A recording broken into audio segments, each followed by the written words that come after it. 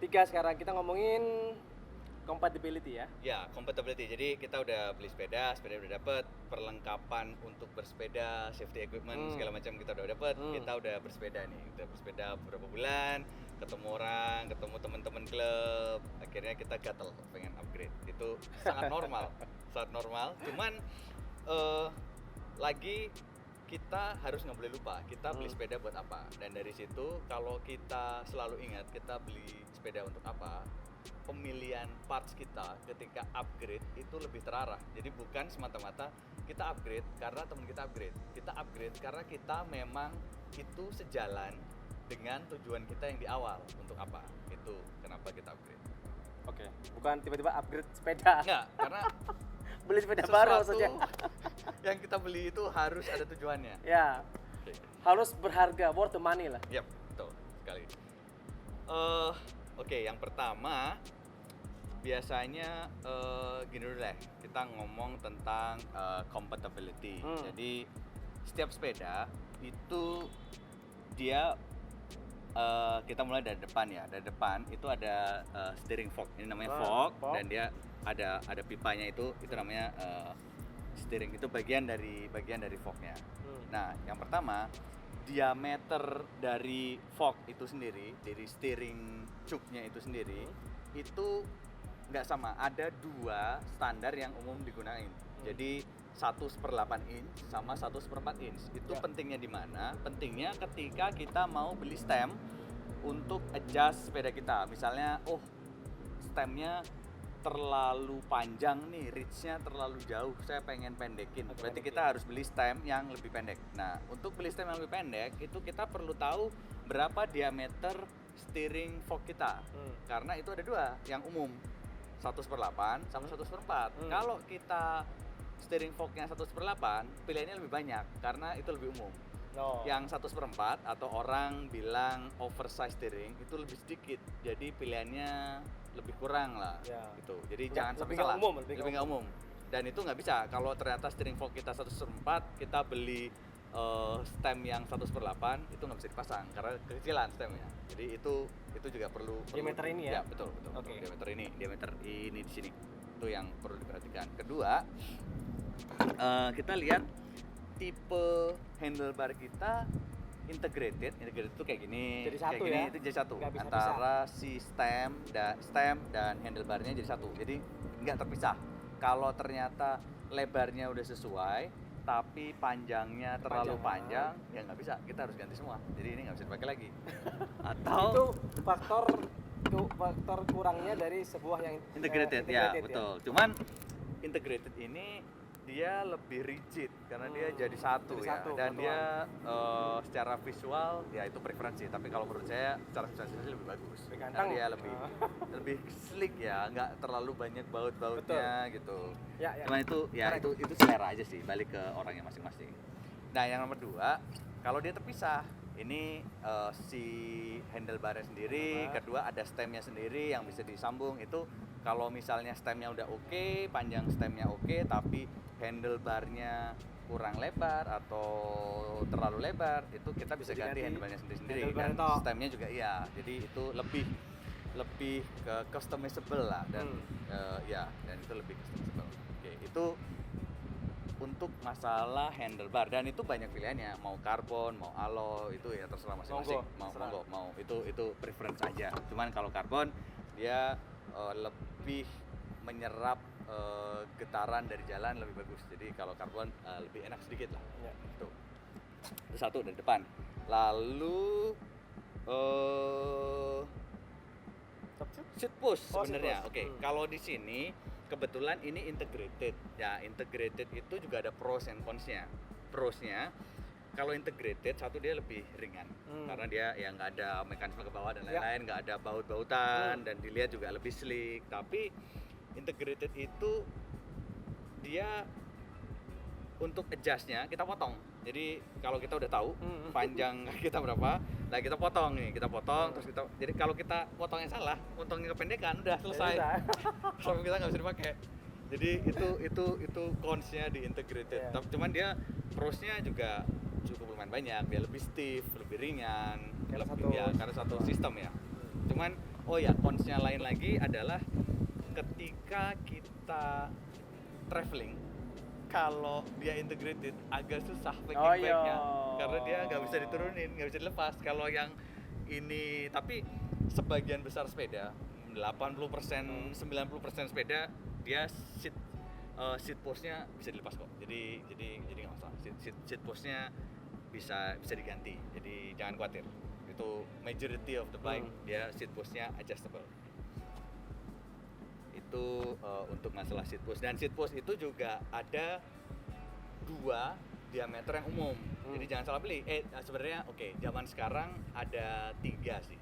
Yang satu itu proprietary ya, khusus manufaktur tertentu. Jadi buat sepeda A hanya itu gitu. Lainnya nggak bisa karena dia bentuknya mungkin agak beda, bentuknya nggak bulat, jadi bentuknya agak pipi gitu, dan itu disesuaikan. Itu kita harus kembali ke bike manufacturernya untuk beli itu. Tapi yang bentuknya bulat biasa itu ada 2 diameter, satu 31,6 sama 27,2, itu yang paling umum lah. Sama ada satu lagi Cannondale, itu dia agak sedikit nggak umum, 25,4, tapi ya itu harus ke dia lagi, dan tentu untuk sepeda dia doang. Ya nggak selalu sih, kalau itu ada di pasaran ada, cuman nggak banyak.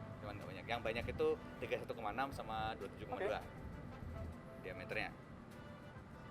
Nah, itu untuk seat post. Ya, lalu saddle. Ya, jadi saddle itu materialnya bermacam-macam. Dan perlu diperhatiin untuk saddle ini namanya saddle rail. Jadi railnya saddle yang dimana bagian yang dia dipegang, ya yang dipegang sama namanya saddle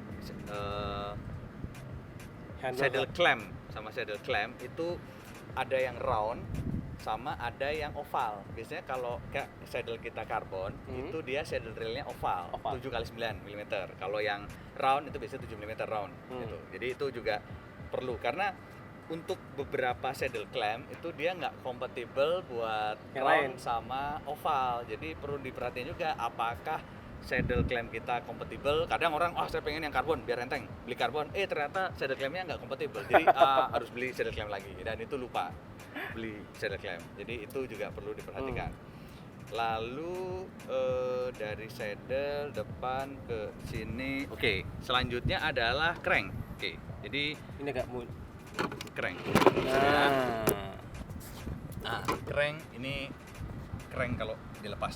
Jadi crank itu bagiannya ada, ini namanya crank arm, lalu ini spider, dan ini axle. Ini di dalam. Masuk ya? Ya, masuk di dalam. Ini yang sebelah kanan, yang sebelah kiri. Jadi dipasangin jadi satu. Nah, untuk crank ini dia ada bermacam-macam ukuran. Ini di sini ada ukurannya 172,5 mm. Artinya panjang crank armnya ini 172 mm, betul. Dan bahannya juga macam-macam, ada yang karbon, ada yang alloy, macam-macam, tergantung kalian mau yang mana, terserah. Nah, pemilihan crank arm ini juga tricky karena crank arm ini dia ukuran axle-nya ini macam-macam.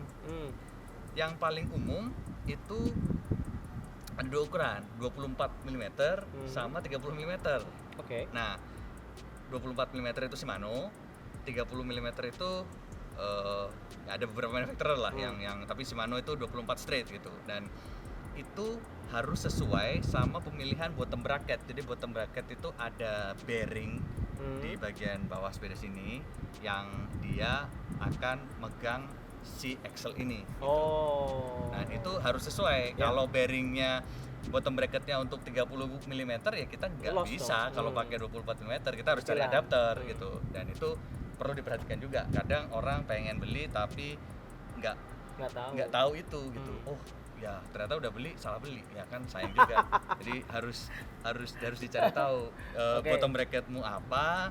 Dari situ kamu bisa tahu kalau kamu mau beli crank, kamu beli crank yang apa. Dan lagi ukuran crank nih, ukuran crank kan bisa panjang bisa pendek.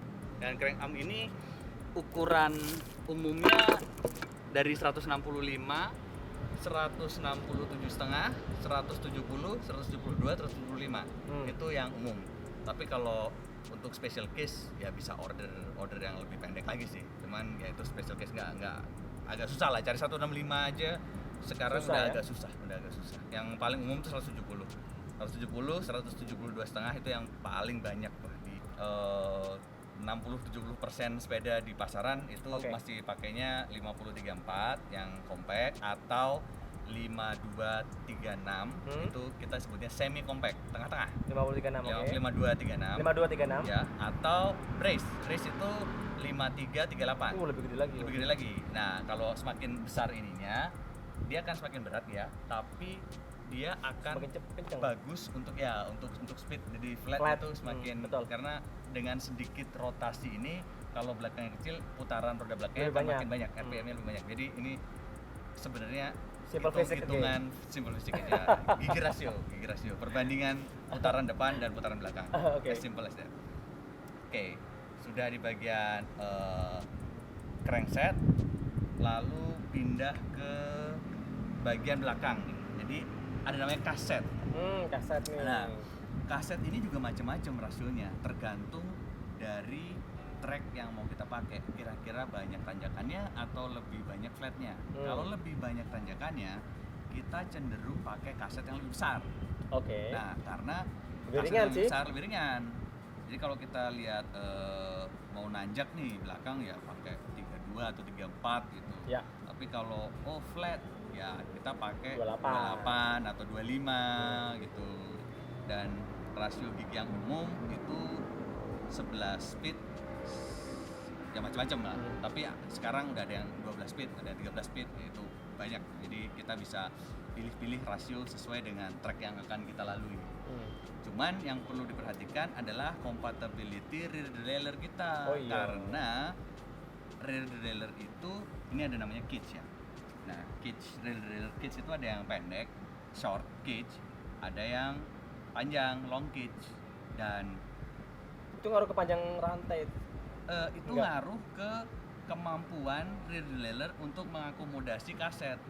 Oh, Ya, jadi semakin misalnya speednya makin banyak ya. semakin short, misalnya cage-nya pendek, short cage, itu dia misalnya cuman bisa 10. maksimum yang paling gede gear 28 belakangnya misalkan. 28 atau 30 gitu. Jadi kalau kita mau pakai 34 nggak bisa kalau pakai short Pendek cage. kan? Ya kayak kita harus pakai yang long cage. Kalau yang long cage mungkin dia perpindahan gigi yang paling belakangnya dia bisa lebih besar lagi. Misalnya bisa pakai 34 atau lebih besar dari itu gitu.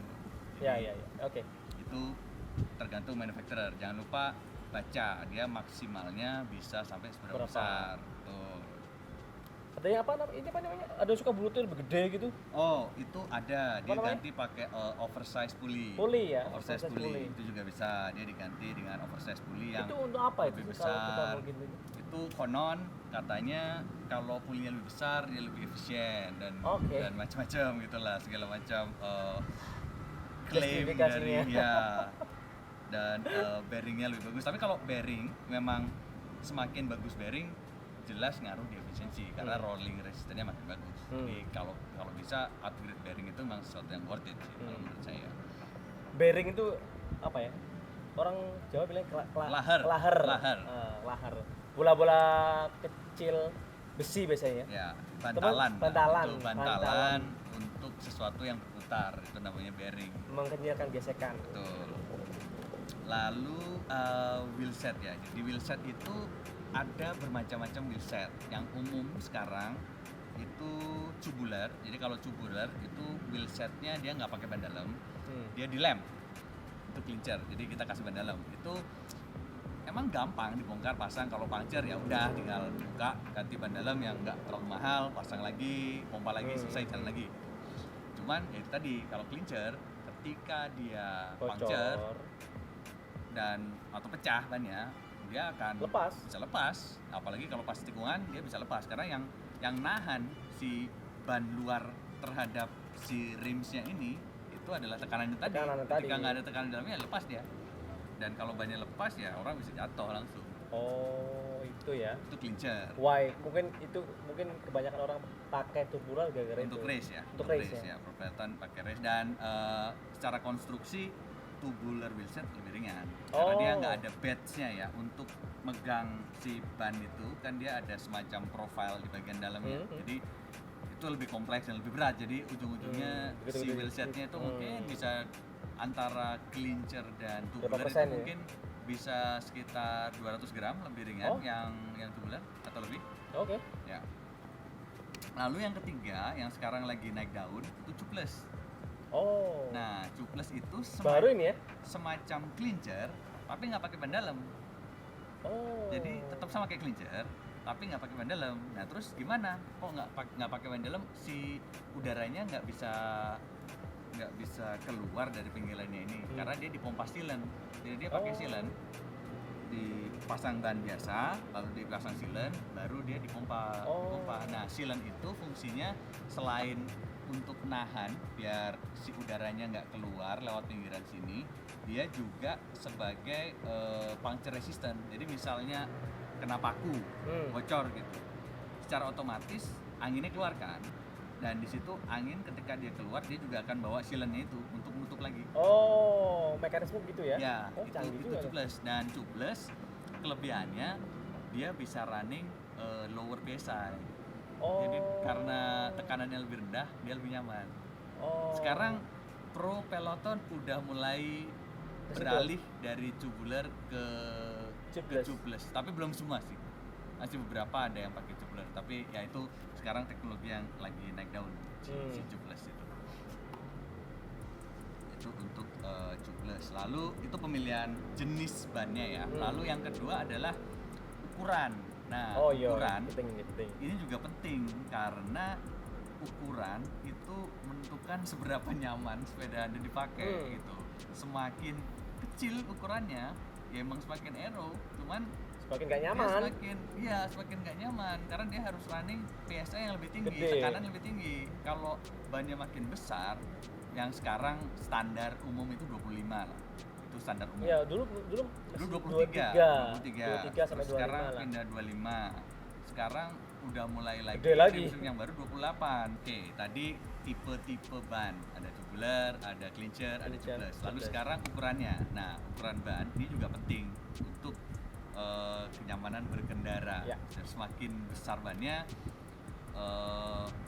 volume udara di dalamnya makin banyak, kita bisa running tekanan yang lebih rendah. Kalau tekanan tinggi itu keras bannya. Kalau tekanan lebih rendah, bannya lebih soft, jadi lebih enak dikendarai. Jadi untuk sekarang teknologi yang baru, road bike udah mulai lebih besar lagi, semakin besar. Dulu awal-awal tuh kecil lah, mulai waktu saya 23. baru mau main sepeda itu standarnya orang pakai 23, sekarang 25, bahkan 25. sekarang beberapa wheelset manufacturer mereka udah merekomendasikan untuk pakai 28. Cuman kendalanya adalah di frame Anda. Jadi frame-nya itu terutama yang frame lama, dia gap-nya itu sempit. Jadi hati-hati kalau ini jeleknya atau ini challenge-nya ya, bukan jeleknya, challenge-nya main sepeda itu kita harus selalu upgrade, dipaksa upgrade. Jadi untuk ban 23 itu udah gede sepeda banget. yang lama dulu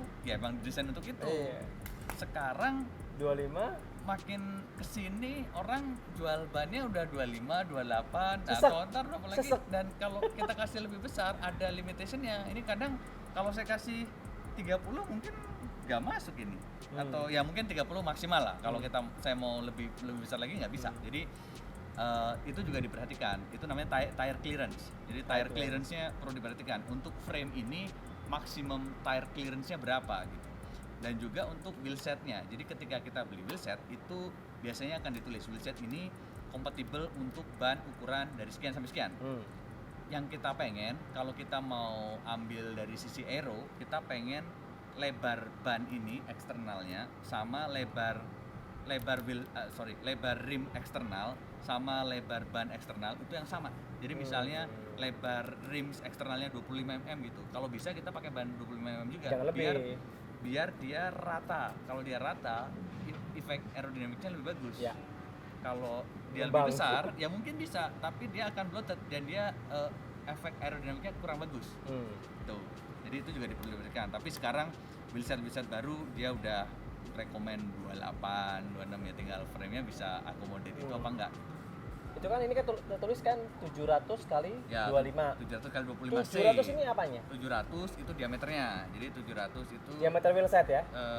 700 C, 700 ya, 700 itu diameter wheelset ya. Jadi kalau kita beli wheelset, kita beli ban itu ada ukurannya macam-macam dan sesuai dengan wheelsetnya.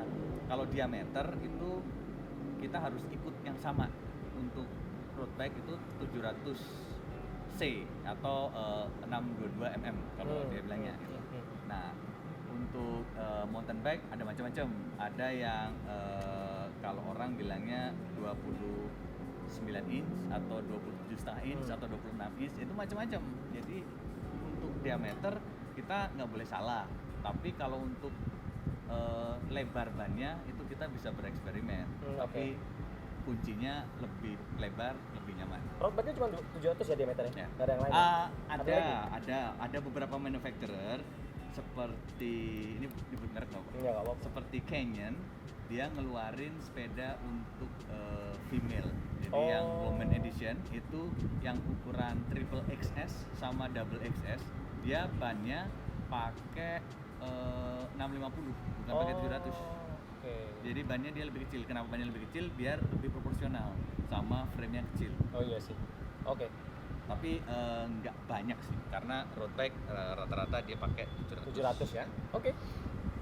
Untuk wheel set tadi derailleur. Oke, sekarang derailleur atau kita ngomongnya mungkin group set secara umum ya. Jadi group set itu macam-macam. Ada yang elektrik, ada yang mechanical. Dan itu juga frame set spesifik, karena ada frame set yang bisa accommodate dua-duanya, bisa accommodate mechanical dan electrical. Ada yang frame set spesifik. Ada beberapa brand yang dia cuma bisa untuk mechanical, atau ada yang bisa untuk electrical aja gitu. Jadi mechanical itu dia cara gantinya dia pakai tarikan kabel. Jadi pakai tarikan kabel dari shifter. Jadi dia pakai tarikan kabel, dia akan geser gitu. Kalau elektrik dia pakai sinyal elektrik. Jadi kabelnya itu bukan kabel buat narik, tapi kabelnya untuk mengirim sinyal elektrik. Jadi dia ada baterainya segala macam. Nah, itu. Lalu ada lagi yang sekarang pakai wireless. Jadi dia nggak pakai kabel lagi. Jadi udah nggak pakai kabel. Jadi dia sinyal wireless, ada baterainya, dia bisa gerak-gerak sendiri. Sesuai dengan perintah kita gitu. Ya, itu bisa itu group set, sorry. Dan itu lagi tergantung sama kita. Nggak mau beli yang murah, mau beli yang mahal, fungsinya semua sama. Fungsi derailleur adalah untuk mengganti gigi. Sekarang tergantung, kalau ada budget lebih dan pengen nyaman, beli yang lebih enak, lebih ringan, elektrik, ya beli yang top tier. Tapi kalau saya pengen saving ini dulu, saya beli yang basic dulu, dan itu nggak masalah karena itu bisa di-upgrade nanti. Ya.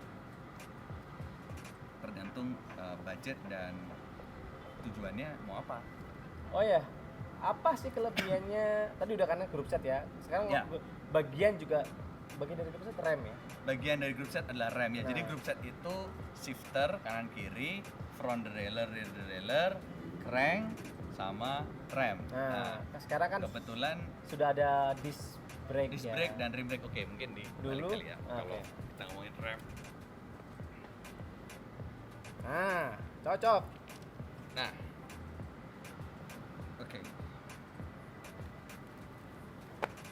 Oke. Karena rem itu juga bagian dari group set.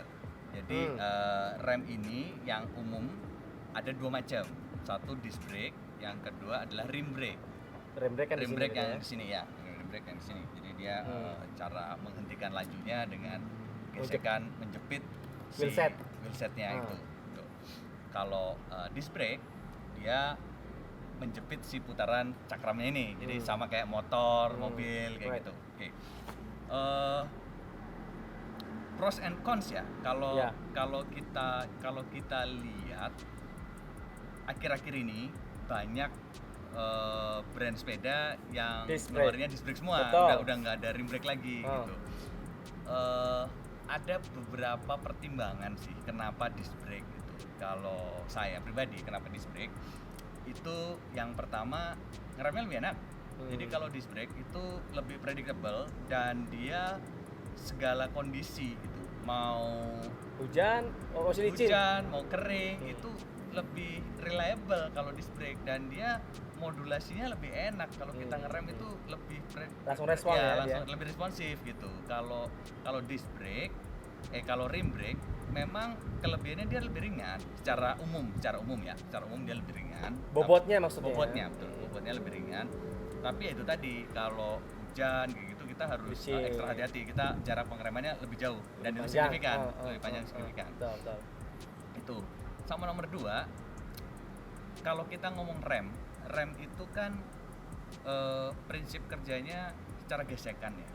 Kalau sesuatu benda yang bergesekan itu akan timbul namanya panas. Dan aus. Ya.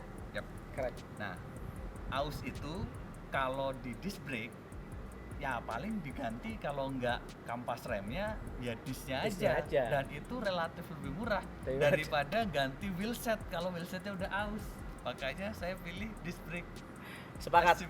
Aku pernah punya pengalaman ini. Jadi suatu saat tuh saya pakai sepeda alloy, ya newbie ya, pokoknya sepedanya yang ada aja, yang masuk budget. Kemudian waktu itu ada temen nawarin wheelset karbon tebel 8 mili. 80 mili, 8 cm. Ganteng dong. Pasang, bawa ke puncak. Keren sih, hasil foto saya sampai puncak oke.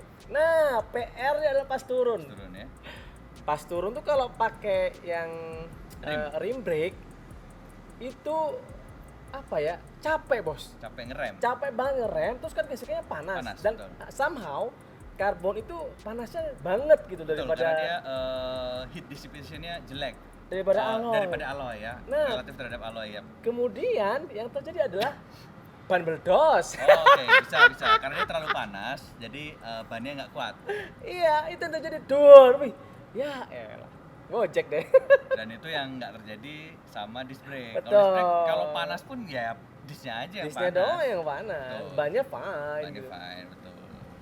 Gitu sih pro konnya gitu ya. Pro konnya begitu. Memang lebih berat. Sorry, kalau konsep disc brake apa? Lebih berat. Oh, lebih berat add weight, ya. Add extra weight gitu. Untuk struktur sepeda secara keseluruhan, dia nambah berat itu. Berapa gram sih? Ya untuk kurang lebih lah. Untuk sistem yang sama ya, wheelset yang sama dan lain-lain mungkin sekitar 250-300 gram mungkin. Oke. Terjawab sudah. Penasaran tentang disc brake. Nah, apa ini selanjutnya nih? Berikutnya adalah sensor-sensor karena kita pengen untuk mengetahui seberapa kecepatan kita atau kita pengen tahu cadence kita berapa sih kayak gitu. Itu kita perlu pasang sensor di sepeda. Contohnya ini speed sensor yang kita pasang di hub depan. Jadi ketika dia berputar, si sensor ini akan memberikan data ke bike komputer yang kita pasang. Jadi kita bisa lihat kita speednya sekian. Lalu yang kedua adalah RPM atau cadence. Seberapa cepat putaran kereng gitu. Jadi ada sensornya juga di sini. Dia akan membaca seberapa cepat putaran kereng kita, berapa RPM. Lalu kalau kita mau lebih serius lagi, rotation per menit RPM. Ya, kalau kita mau lebih serius lagi, kita bisa pasang namanya power meter. Nah, power meter itu fungsinya untuk mengetahui berapa power yang kita kasih pada waktu itu. Gunanya apa?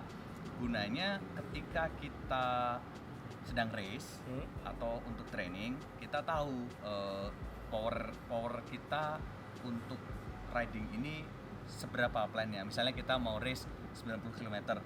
Nah, kita tahu nih, kita tahu FTP itu functional threshold power, itu berapa power yang bisa kita keluarkan dalam waktu 1 jam. Kasarannya kayak gitu.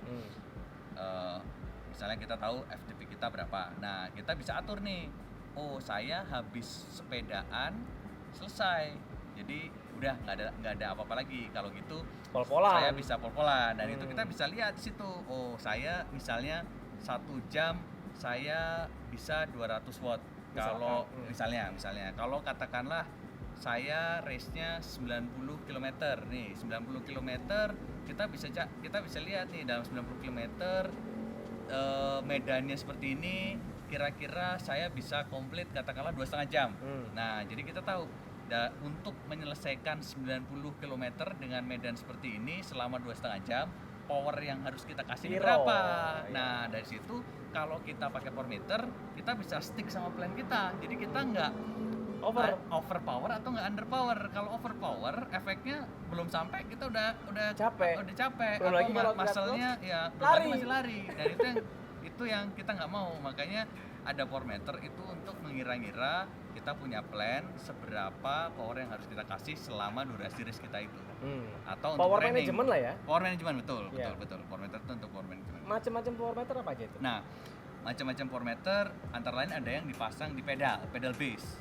Jadi dia dipasang di pedal. Kalau di pedal tuh dicopot, dipakai ke sepeda lain misalkan. Bisa. Itu kelebihannya untuk yang pedal base dia relatif mudah lah untuk pindah-pindah sepeda. Kalau kita punya lebih dari satu sepeda untuk training, untuk gonta-ganti lebih gampang.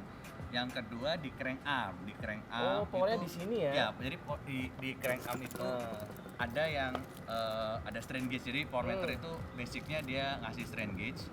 Ketika kita memberikan satu gaya tertentu, dia bisa membaca defleksinya berapa, dan dari situ dia bisa mengconvert ke jadinya berapa watt gitu. Jadi tapi dia basicnya dari force yang kita kasih sih, dia membacanya dari situ. Dan defleksinya berapa, dia ngukur defleksi dari gaya yang kita kasih terhadap sesuatu, mau itu pedal, mau itu crank, mau itu spider, apapun itu.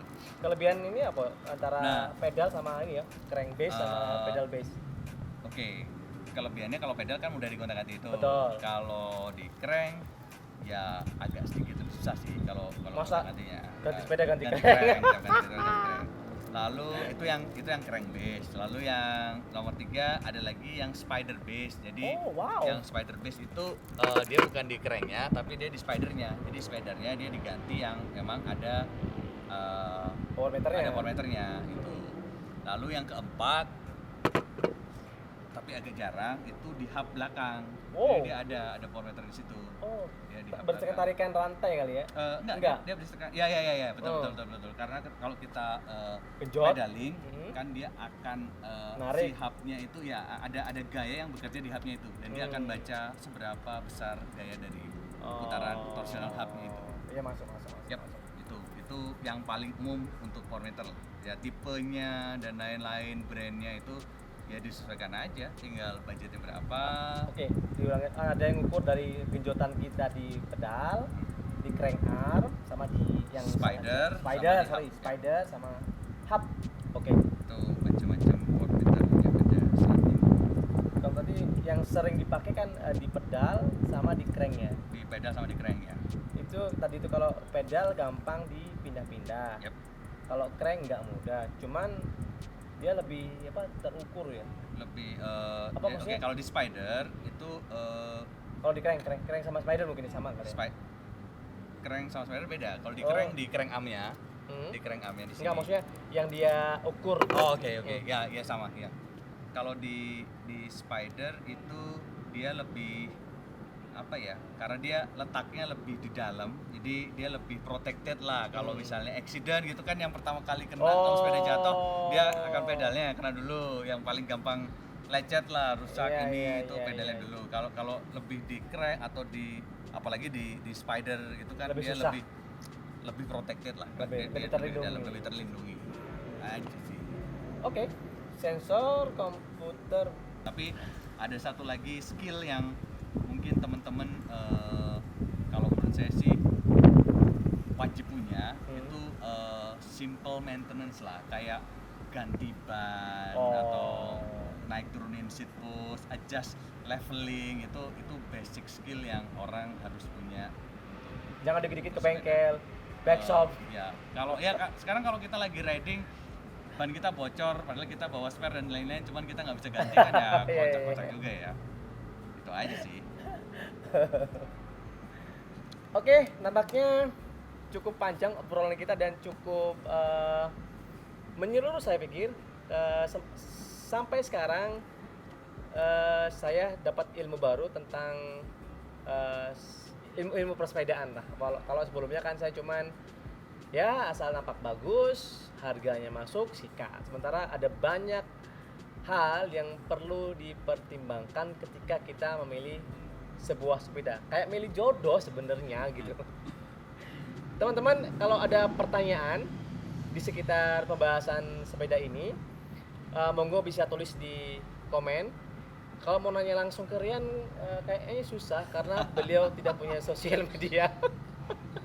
Tulis di komen di bawah aja, nanti saya baca Nah, komen, iya. saya balas. Tulis di komen di bawah.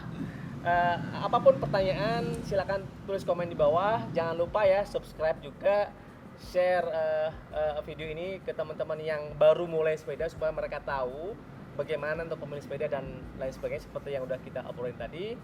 Kalau ada usulan pengen video apa yang akan dibahas, tolong juga tulis di komentar, nanti akan saya coba mencari narasumbernya, dan kalau mungkin saya bisa, saya akan kasih tips and triknya. Stay tune terus di channel saya Triathlon by Newsron. Sampai jumpa di video selanjutnya. Assalamualaikum. Terima kasih. Thank you Rian. Sip. Wah, panjang juga ya.